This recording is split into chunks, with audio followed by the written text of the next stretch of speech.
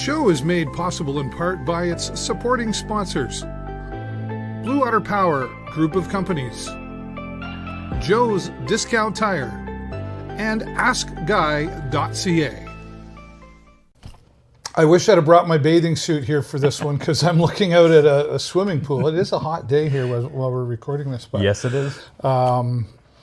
I just keep talking to people that I've known a long time and don't always get a chance to sit down and chat. It's kind of always in passing. But Kip McMillan, thanks so much for having me in your home here today. Thanks for asking me to do this, Dave. Yeah. Honestly. Yeah. Well, everybody's got a story, and I know you've got lots to share as well. And I've got one or two. Right.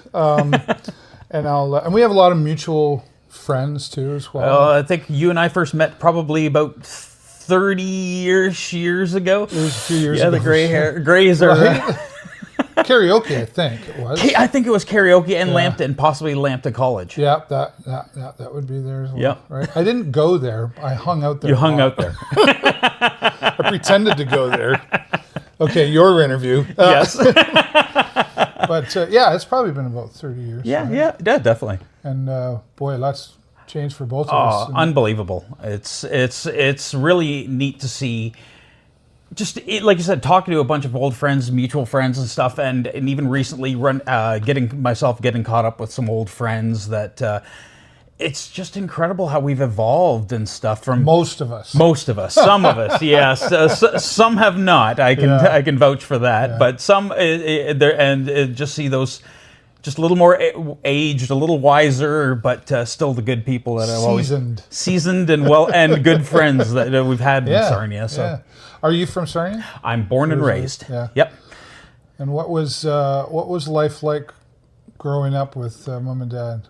Life was real. I had a really good childhood and life. I've been lucky with good parents. Yeah. Both my mom and dad were amazing. You could say that my mother put my dad on the straight and narrow. Oh yeah. Okay. He was a bit of a rebel rouser, you could say, younger and stuff. But and. I had a good suburban upbringing in Sarnia. Grew up on Cardiff Drive. Oh, yeah. Good home, but also in a good artistic home. Both my parents are very artistic in what they do, and hardworking. So it was just best of all worlds. Yeah. What did your mom and dad do for work? Mom was a homemaker, but she worked very hard at that. Yeah. And dad, that's full-time work. Oh yeah, no question. Especially raising two brats like mine and my sister, and as well. Dad was an electrician and tinkerer. Right. So, which we'll get onto later. Well, yeah. And so which schools did you go to? I went to St. Benedict's. Okay. All through my grade school, and then after that, I was a St. Pat's boy. Okay. All right. And that was, how old are you? I'm 50, almost 51 in October. Yeah, okay. I'm 51 so I'm a few October. years older than you, but I think we probably chummed around with a few. I had buddies at St. Pat's too. Yes. So I think maybe the school thought I actually went there. And then sometimes they thought he went to St. Clair. Well, maybe not. Well, maybe not, because I was in grade 10 when they brought in the uniforms. Oh yeah, no, he was senior year. I think that was senior year. Yeah. And I remember the walkouts. Yes, the protesting. That was and to give a perspective, that was 1988 when they brought in the uniforms. And the walkouts and stuff, and it actually turned out to be not that big of a deal. Yeah. But the walkouts. I mean, let's talk about that, because I mean, the way we protest now and the way we protested then were really a lot different. Right? I would say then it was more of a knee-jerk reaction, and somebody picked a date to walk out. But it was not organized. I think I remember somebody got in trouble for jumping on a police car, and if he sees this, how you doing? I think I know the guy. But I think it was more of a get out of school for the day card. Yeah. Because then we had other threats, the bomb threats. Do you remember those? I never endured that. Yeah, we did it at St. Clair High School a few times, and of course you have to clear the school out. Yes.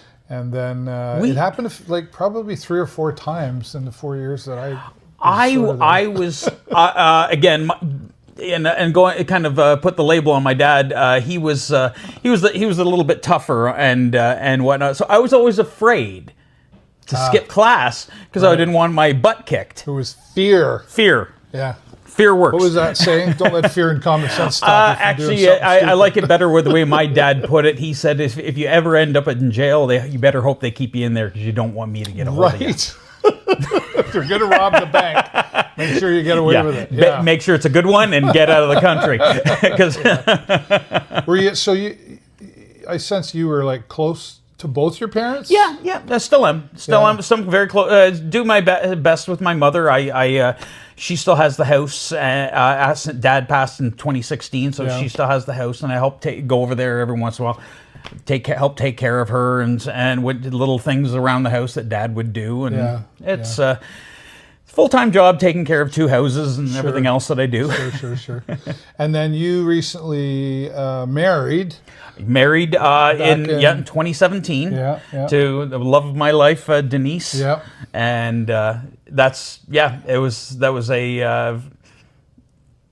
was just a good moment in time to when I knew her years ago when I dated one of her friends way back in my early 20s, and we both moved on, families and such, and then we happened to be living in the same condo complex and reconnected there eventually because our daughters were playing together and hanging out. I had no idea. I'm like, the next thing I know, met this kid's mom, and we reconnected and began dating, and life's been great ever since. Yeah. It was nice to really truly find your best friend. Yeah, I hear you. Yeah, some of us take a couple tries. Yeah. Oh, hey, I took a couple tries at the bat too. Yep. Yeah. It's better to try and fail than not to try at all. Right. And you know what? It was worth it. And in the end, she's just a huge part of my life, and we're a huge part of each other's lives.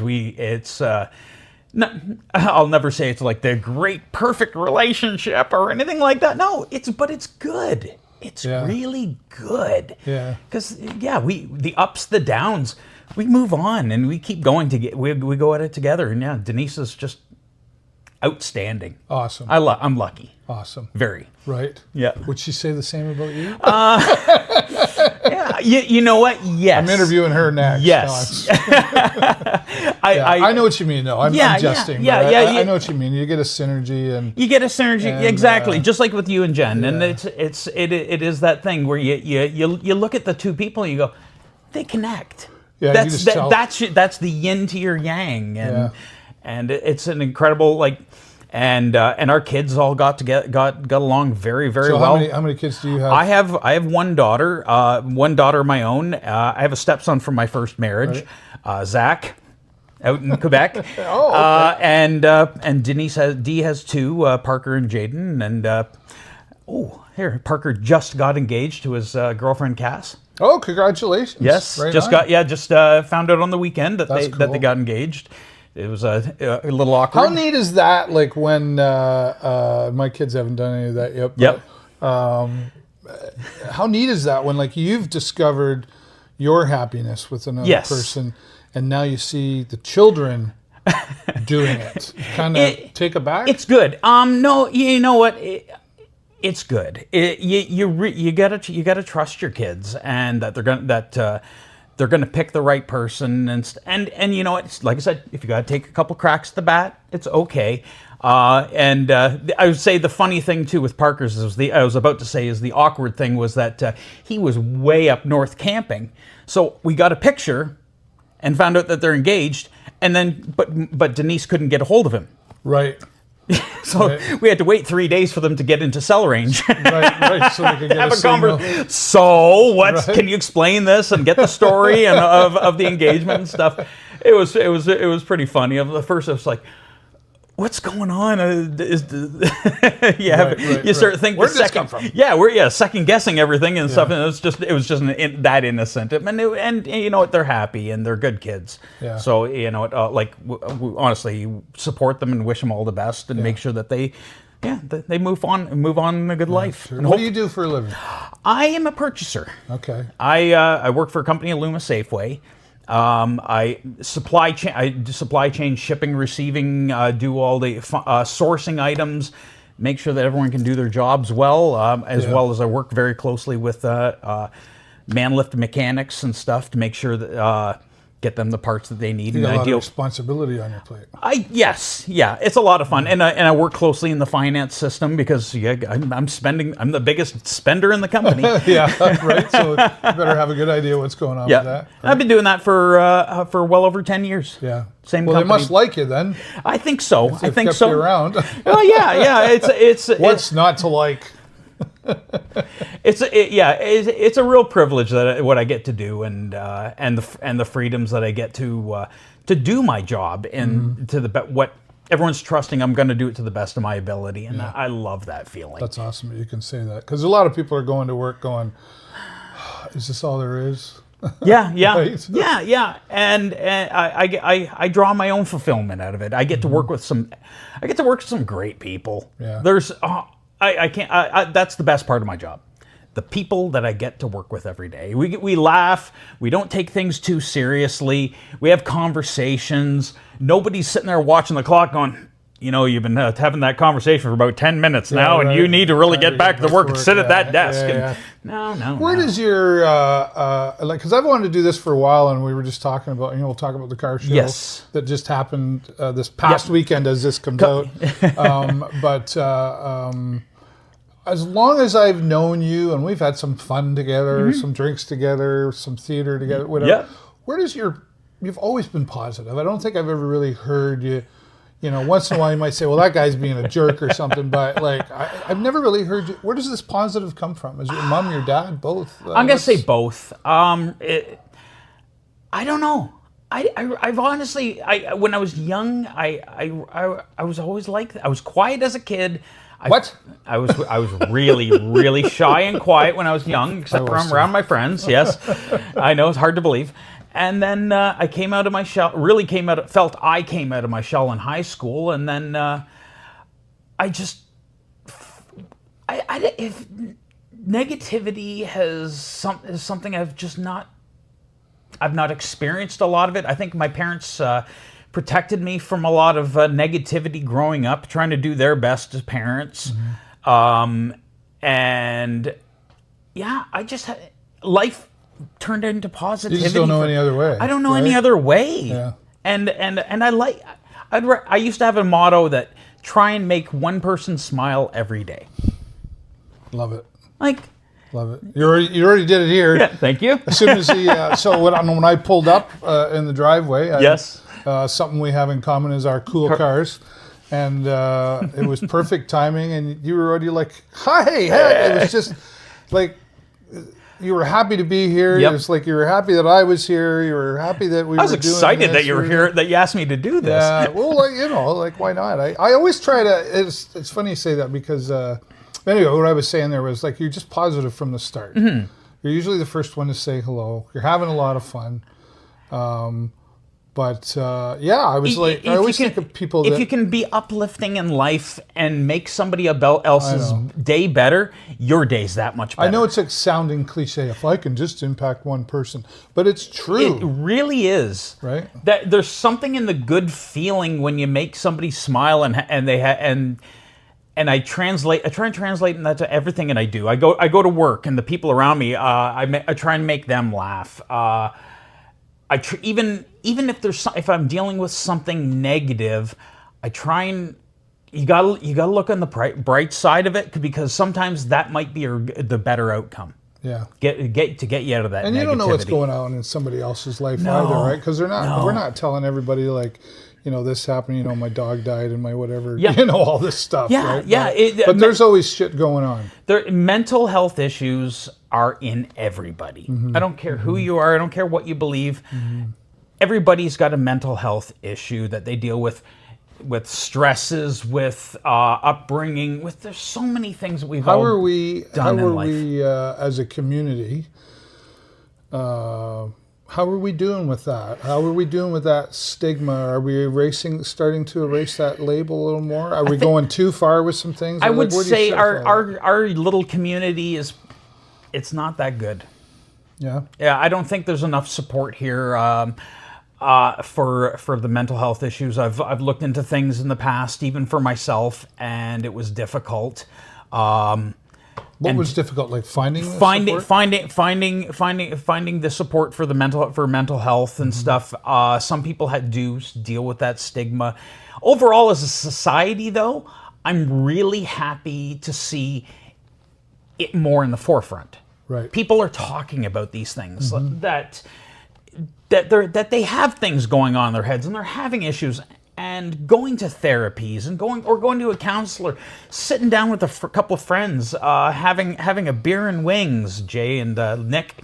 Oh, we had to mention Jay. Jay's got to get in there somehow. But yeah, you get together with some friends and you unload.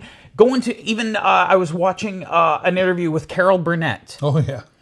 And she says she says the human body doesn't know when we're acting.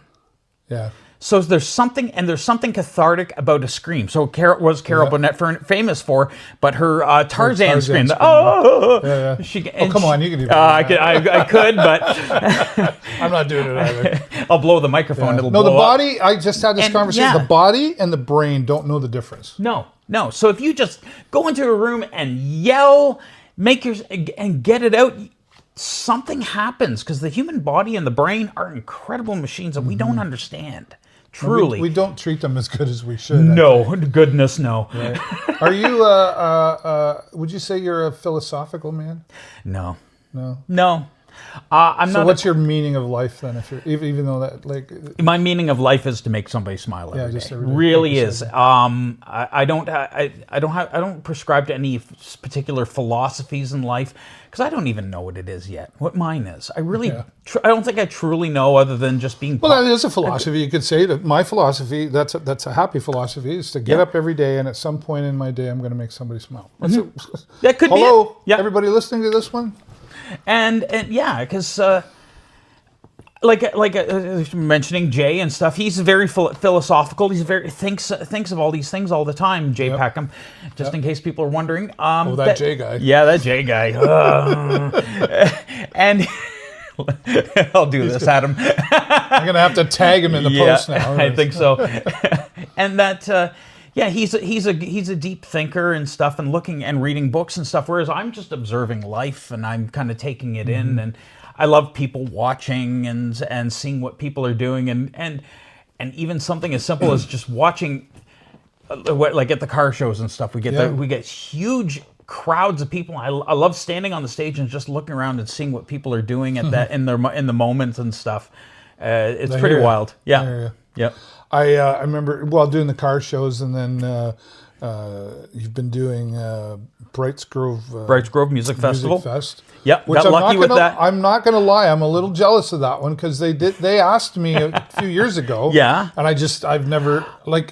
I've never been able. I think I did an interview with one of the guys once, and I've just never been able to get there that week. And I know I'm missing so much. You're missing a lot. And then it's like everyone is. Kip's the MC, and I'm like, oh, Kip's. I'm missing out here. Yeah, I got lucky. It's a lot of fun though. No, you're really good at it too. Thank you. I appreciate that, especially from you. You've got a lot more experience with it, but it's a lot of. It's been a lot of fun taking on this new role. Reading the crowd.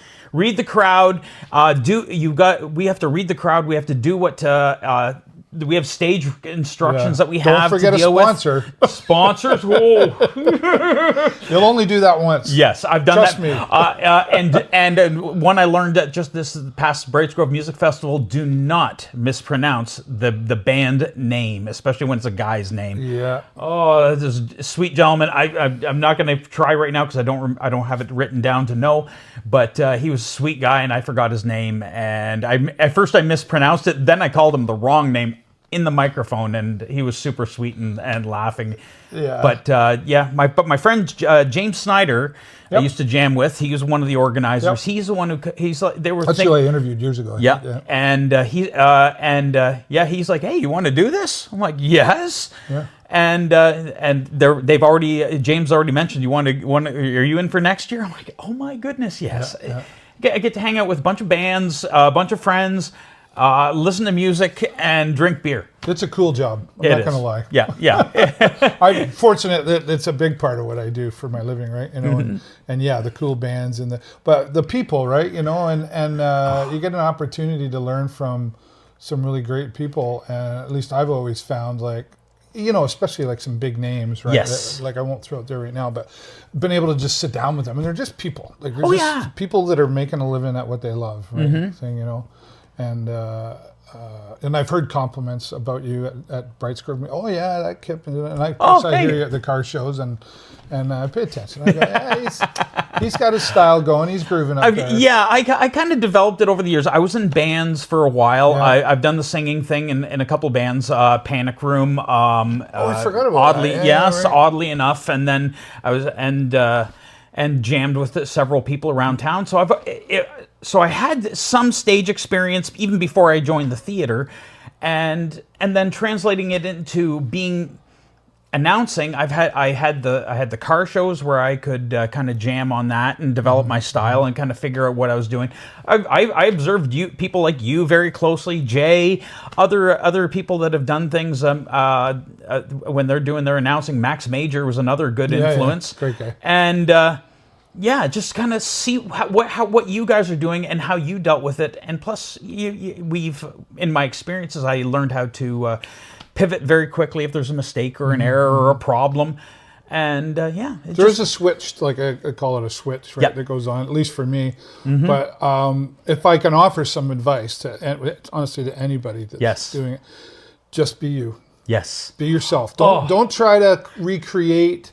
You know, like I remember doing some MMA announcing for some of the local things here, and the first time I did it, people go, "Oh, that's really cool. Oh, you're gonna do the Let's Get Ready to Rumble?" Or I'm like, no, because I'm not Mike Buffer. I tried to do that once, and it went down like a lead balloon. Wrong. It's like, oh yeah. No, I came up with my own line. I think it was, "Are you ready for the Warriors?" or something. Like it was some cliche. It was dumb, whatever. But people caught on to it. But then I was just me.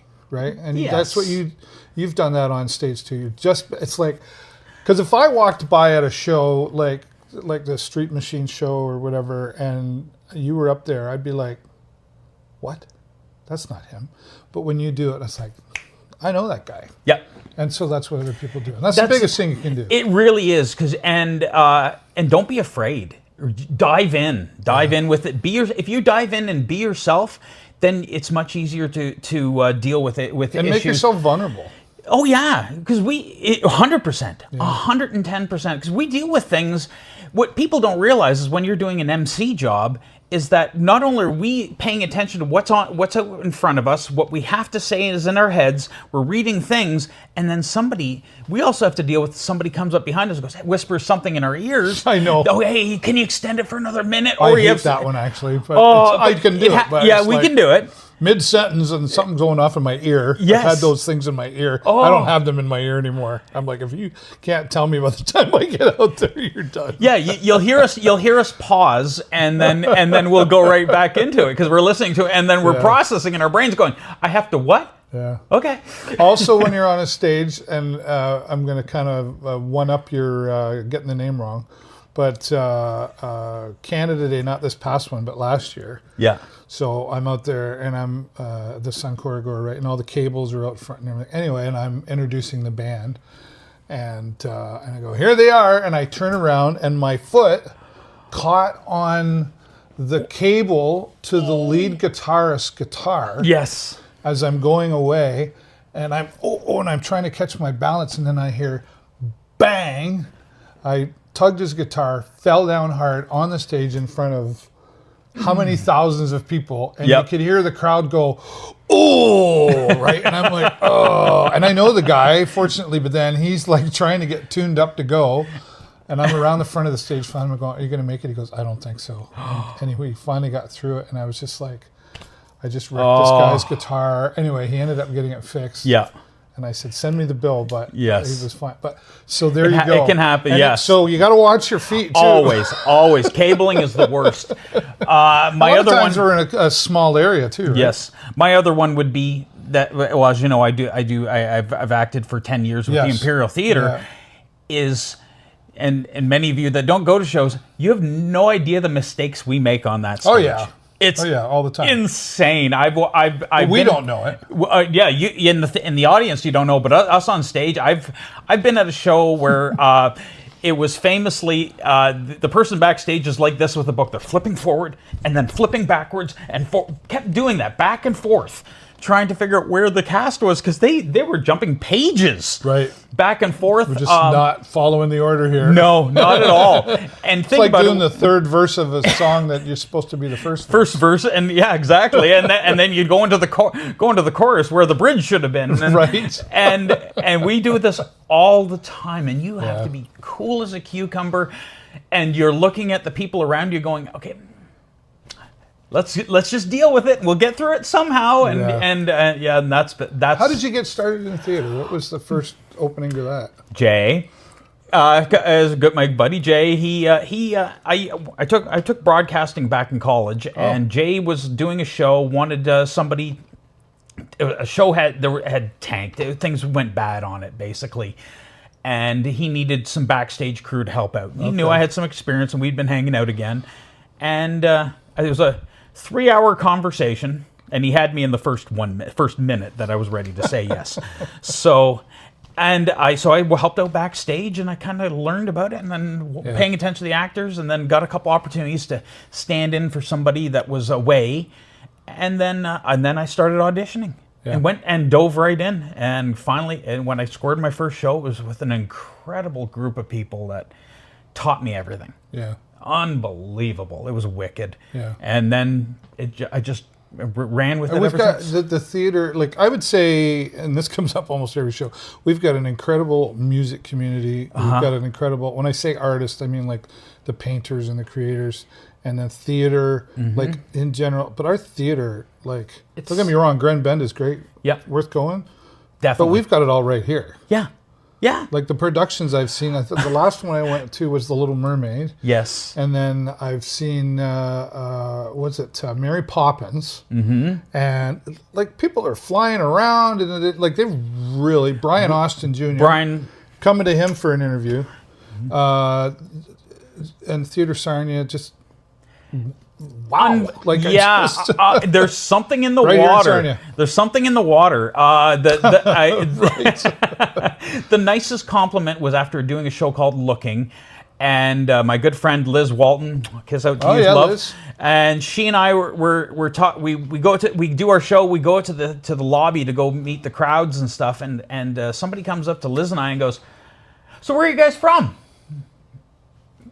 Here. And they're like, no. Aren't you guys from Toronto or Detroit or this and that? We're like, and we looked at each other laughing. She goes, "I live in the North End." I'm like, "I'm over in Sherwood Village." Right. Yeah, I know. It's true though. Like nobody knew, and it's like a little kept best secret. Well, that that theme is changing because I know that, and I'm going to get the words wrong. There's the theater festival. WODL? Yes, right. Thank you. And Jay Peckham was a part of that. Oh, how does that guy get into every conversation? The WODL and Sarnia's come up several times. Yes. Nominated and won several times. Mm-hmm. So that's changing on the map. Is Sarnia? Yeah, and we've been like that for years. Yeah. Like as long as I would do mini festivals and stuff, we'd go places, and Sarnia was always recognized. And it was we were always lumped into, and no disrespect to anybody, but it was these much smaller communities. Yeah. We were lumped in with them that like 20, 30, 40,000 population communities, and they were amazing people, just great shows. Mm-hmm. These mini fests, what we do is everybody get the same script. And 5 different theaters would perform the same script in their own way. Right, yeah. And which is really kind of cool. I've never witnessed that yet, but like you get probably 5 different completely different things. You'd be so when you're an actor and you know your part and you'd be sitting in the audience watching the show. Mm-hmm. And you know the lines. Oh yeah, but right. It's like, you know how are coming. they doing this? And then they will always do a mishmash where they grab somebody from different shows and make them do the show again. Oh wow! So you're acting against you're actually acting with somebody who knows the lines, but did it differently. So you have to act. Oh, it's such a mental exercise. Gotta mentally get along with. Oh yeah. Oh yeah. You got to be sharp. It'd be challenging. That's It fun, was. though. It was. It was a total. You haven't done theater in a little bit? I took a break. Is that something you're looking to get back to? I will. I will eventually, but like we keep mentioning the hot rods. Because last year I became president of the Sarnia Street Machines, which was a huge honor, and it's kind of taken over my life right now. I'm having fun with that. I think taking a break from the theater, I think, is going to be healthy, because then I can come back a little more fresh. And what's wrong with that? Yeah, kind of hit the reset. Let's talk a little bit more about that. You sadly lost your dad back in 2016. Yeah. I believe I actually did an interview with him. Yes, you did. Yep. Maybe in 15 or something. I think like so, that, something like that. With the Sarnia Street Machines, because he was the president at one time. Yes, was he not? For many years he was. Yeah, and I've lost both my parents, so I can relate to you too, buddy. And so the car that's in the driveway, and we're going to take some B-roll of that. We'll show that. But the car that's in the driveway, talk about what we're looking at right now. Well, it's his 1928 Ford Model A sedan delivery. This was prior to this, he had built a 3-wheeled Volkswagen Trike, which. It was a good, huge creative endeavor to build and win some shows, bike shows and stuff. It won Cycle 79 in London, Ontario, things like that. But it didn't suit a family, right? So because I couldn't ride on the motorcycle. It's like I didn't like a Sea-Doo or a boat. Yeah, exactly, exactly. Yeah, you're very limited to what you can do and stuff, and on that. So he built the car, and is 100% Did you help him with the car? I did. That was my education. I knew my basics, helping him with the trike beforehand, but then the car was something that was a whole different animal. Because he refined his idea, what he wanted to do. Because the trike was a Volkswagen engine in the back, right? Motorcycle in the front, black, blue flames. I know where it is. It's in town. Okay. It's in pieces. And the gentleman. Do you have pictures still? Oh yeah. Yeah. Cool. Yeah, I can hook you up.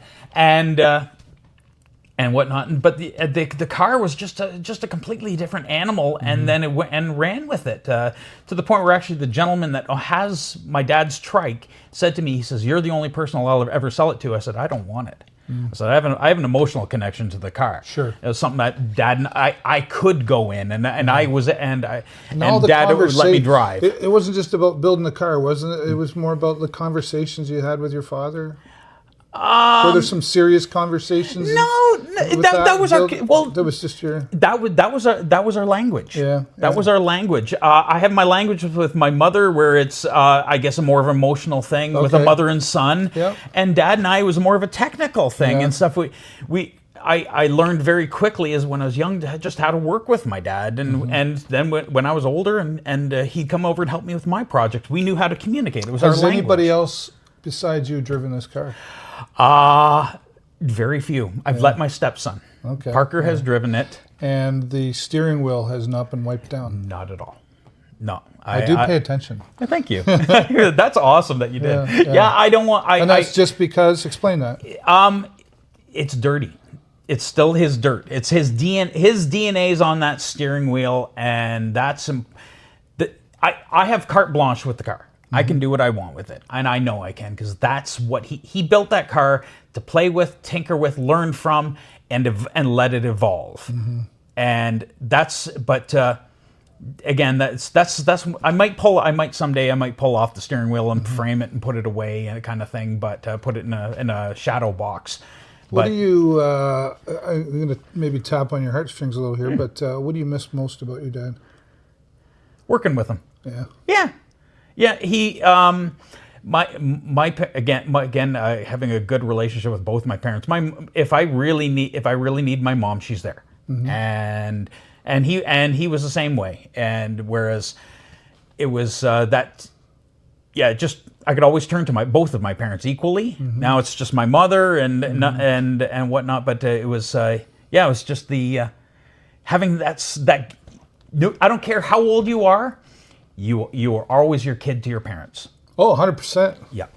Kids don't always realize that. No. But maybe later in life. Oh, yeah. I remember getting yelled at in my 30s and 40s. I can still hear my father's voice going, well, that was dumb. What did you think was going to happen? That's exactly right. Yeah, well. Yeah. He probably did say that, and it is just echoing through the ether. Yeah.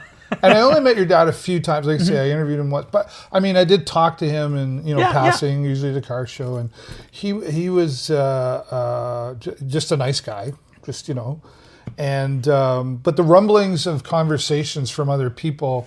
I remember walking through car shows here in town, and you overhear conversations, and you could hear his name come up, in a good way. Or when I've talked to other people. Oh, Bob was this and he was that. There was never, because it's always interesting to hear what people say about us or our families when we're not around. Right. So when it's kind of like somebody come up and say, I think I saw your son the other day, and he was very polite to that lady, and you just hear that and you go, right on. And to do what my dad did, and even what I'm doing now, it really comes down to a special kind of person. You got to be dedicated to what we're doing and passionate. There's more to just saying, okay, we need a place to park the cars. Yeah. Oh, there's so much more. So much more. If nobody, even except for maybe my wife, my family, they understand how much I talk about cars, how much I watch TV about cars, read about cars. I could be sitting there looking at my phone and do the old ooh, and my wife knows I'm looking at a car. A car, right? Yeah, you're not looking at such and such.net. Yeah, exactly. It's really a passionate kind of thing. So I learned a lot of that from him. And it was a shared thing growing up that we just liked cars and the beauty of cars. I love the art. It's the artistic side of it too. There's so much art in a car, the design, the way hot rodders put together their cars. You got to, if you really sit back and think about it, it is a piece of art. So 100%. when I say my parents were artistic, my mom was a painter and likes to sketch and draw, and in the way she designs the homes, her home and stuff. And then my dad was outside working on his art. Yeah.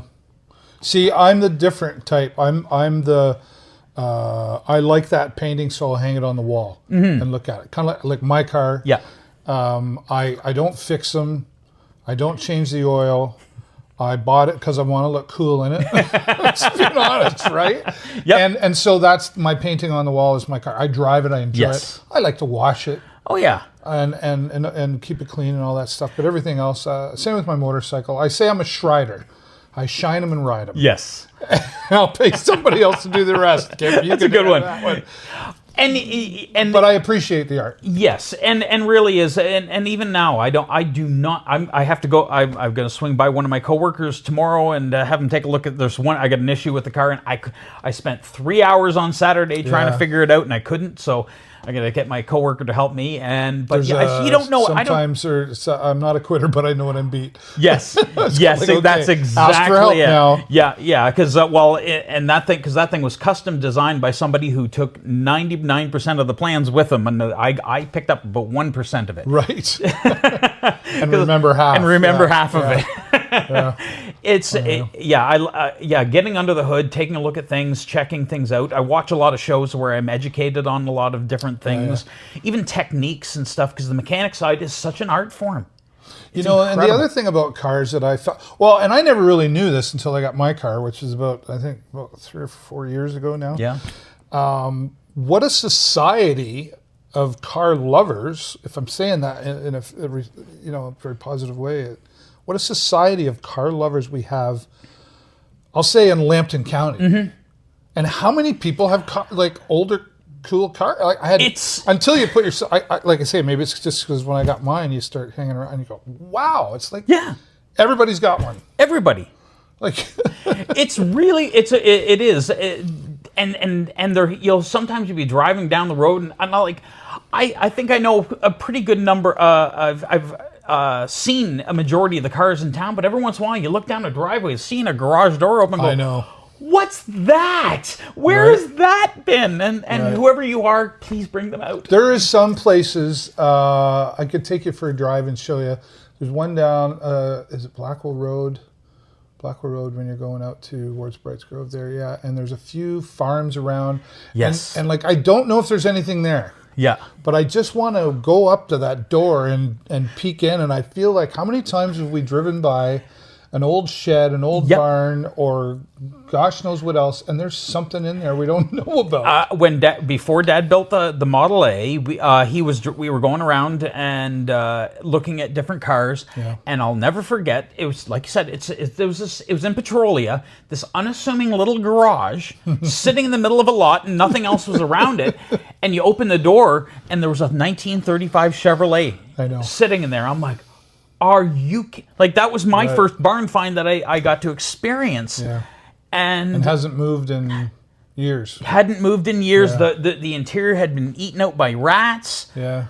But it was all there. It was all there. It's like, what? And whereas with his car, with my dad's car, is he started out with a frame. So 1928 Ford, the frame fits anything from 1928 to 1931. Right. Okay. It'll fit any body style. So the truck, the car, the sedan, the coupe, the roadster, all those body styles fit on there. And so he bought it for that, and then found the body in Barrie, and it was two things. He bought it as a 29, and some 11-year-old kid was crawling through, and he goes, "Hey, get away from there! That's mine." And the kid was with his dad, and the kid goes, "It's not a 29, it's a 28." And kid point out where the e-brake used to be, but it was moved over here. And he says, this car was built in late 1928. And as soon as we, Dad sandblasted the firewall and we could read the tag, it was built in July 1928. Wow, isn't that something? And it was all, and the other thing is it was found in a field in Nebraska. Yeah. But it was put together with Robertson screws. It's Canadian built. Really? Built in Canada. Wow. So our mystique is that it was a rum runner car. Yeah. Right. Well, that's the other thing about cars too, is the people that own them.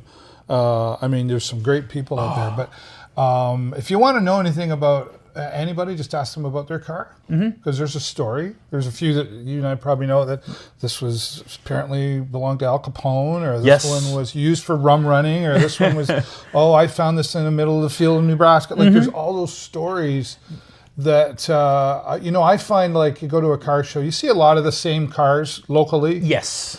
But then you always see some others, but those stories attached to all those cars, even just locally, like, there's a never-ending story. There's a couple of people that right now that are working hard to kind of document some of those stories, and I hope to get I hope to set them some time for them and get my crack at it, because I'm so happy these people are taking these efforts to try and do it, because some of these stories are lost. We in the Street Machines. We've been honoring people that have passed lately and stuff. Mo Capes was one of them. Darcy McKay is another one at our Hot Night Cool Cars. That we're paying tribute to these people, because even if they contributed just a small bit to this town, it's worth telling. And just remember, and I hate. It's really hard as a president of a car club and stuff, and we have a lot of aging members and a lot of aging people in this town, to say goodbye to these people. Yeah, people I've known all my life. Everybody's got a story, hence the show, right? And honestly, it's why I changed the format a couple of years ago. Now I've been doing these 1-to-1s. I mean, it was always about 10-minute here, 10-minute here, and promoting Rebound and all those things, which are still wonderful things, but. I started to think everybody's got a story, and that's why, like, when you say, like, well, me to be on it, but you don't have to be a well-known name or a mayor or a whatever to be here. Everybody's got a story to tell. We're a weird community where everybody. I think I've always said that people in Sarnia are separated by 1 degree. If you don't know somebody, you're going to know somebody that knows them. That's right. And it's really that tight knit of a community that Yeah. We all see, and this comes up regularly too. It's like we all seem to come together in time of need. Even when like we don't all like each other, we all still know how to come together though. Yes. When it's for the right cause. And that's one of the things I love about this community. But if you could pick one thing about this community that you love the most? That I love the most? People. I'm going to say people again. There's some killer people in this town. Again, I guess I'm lucky with my attitude. Again, we've talked about the positivity attitude, that I get people coming up to me being very positive, and it translates in things like, and I'll flat out say it, there's another car club, Sarnia Street Cruisers, that we both belong to as well, and an amazing group of people. And there's some other people have their noses up in the air going, "Oh, that's a competition." I'm like, it's not a competition. We're all doing the same thing. They're just doing it in their own way. Well, it's like if you go far on your way out to Reese's Corners, you go up London Line. There's two churches opposite each other. Yeah, and it was maybe different philosophies on how to get things done, but at the end of the day, it's different paths to the same destination. Exactly, right? Exactly. And so, the two have worked well together. Street Cruisers promote what's going on, and vice versa. It's such a synergistic relationship now that I love it. I love it. Yeah. I love having options in this town. Now, since the Cruisers came in, we're doing more in this town for this town than ever before. They do incredible stuff. Yeah. Through COVID even, like the whole Halloween. The trunk or treat events. They're dropping into different businesses and stuff. It's wild. And the Street Machines do a lot of the same thing. I mean, let's say this past weekend was the Hot Cars, Cool Nights. Hot Night, Cool Cars. Hot Night, Cool Cars, sorry. Yep. I still want to call it something else. Yes, which we can't, but... I can. But... that was kind of borrowed, and we got a cease and desist on that old name. Yeah. And I was ready to fight for that against it, and somebody leaned over me and goes, "Yeah, we kind of borrowed that." Yeah. Hot August Nights. I said it. Okay. Hot August Nights, yes. And, it used to be. But yes, the synergy that comes from again, there it is, like one common cause. Like for this one, it's supporting Pathways, right? Health Center. And Borderline and Scott McNary always rocking the house. Yeah. And did you have to unplug Scott this year, like to get him to stop? No. Okay. I know better. I know better. I love you, Scott. You never ever unplug Scott. You let Scott unplug himself. That's right. He's another one of those super great positive people that I get to have in my life. He's enjoying his porta patio. Yes. What do you call it? Porta patio pool. Porta patio. Yeah. He's retired now. Yes, he is. Yeah. I guess so. And at least now. for now. I think he's just gonna enjoy a little extended holiday. I think he's gonna run for mayor. That would be wicked. Oh, he's shaking his head, going, "No way, Burrows." Twang into City Hall. Oh, Scott, cut. We're doing making this happen, parking the buddy. John Deere tractor right in that mayor's spot there. I think Scott should run for mayor. How are we? Let's shift gears here.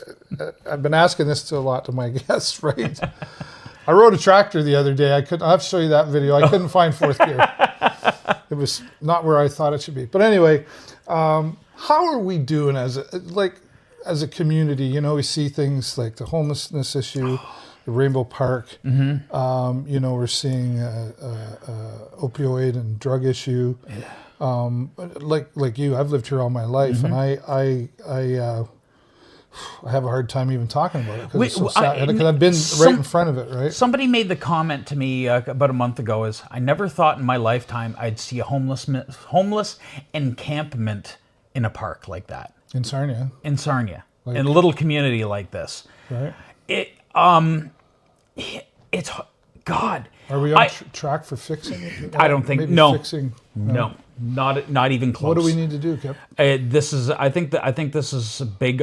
This is a global thing. the cost of living these days is insane. Oh yeah. My wife, even with the costs and interest rates and stuff, how